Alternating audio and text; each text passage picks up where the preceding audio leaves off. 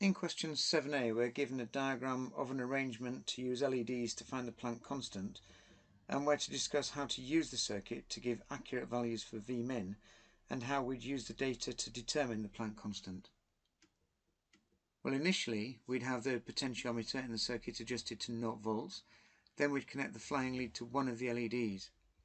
We'd slowly raise the potential difference until we saw the LED just light.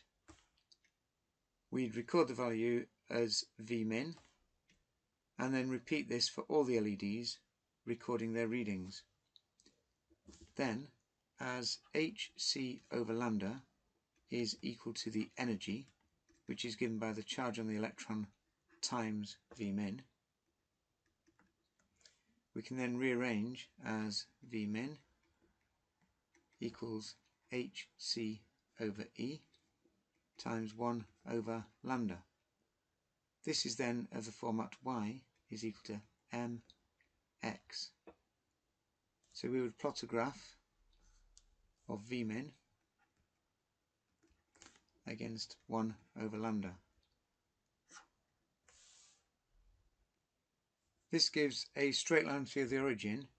The gradient would be hc over E, and so h is the gradient times the charge on the electron over the speed of light in a vacuum.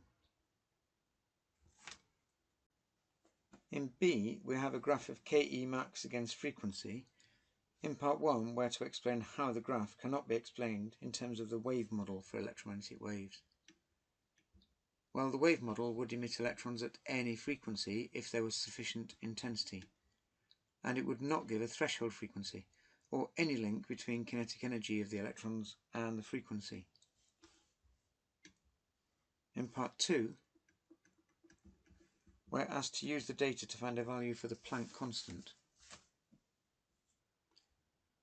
Well, Ke max is equal to hf minus phi, the Planck constant times the frequency minus the work function. This is in the format y is equal to mx plus c. So our gradient is the Planck constant, equals the Planck constant. This is change in y of 60 times 10 to the minus 20 over the change in x of 18 minus 8.5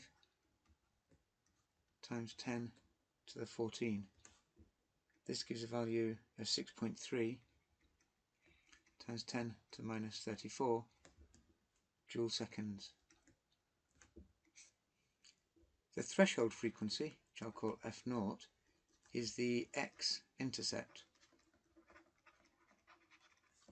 at 8.5 times 10 to the 14 Hertz. Finally, for the work function, well, at the threshold frequency, Ke max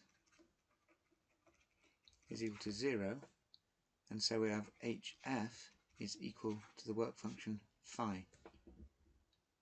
This is 6.3 from our original figure, or we could use 6.63 from the formula sheet, times 10 to the minus 34 times 8.5 times 10 to the 14 gives 5.4 times 10 to the minus 19 joules.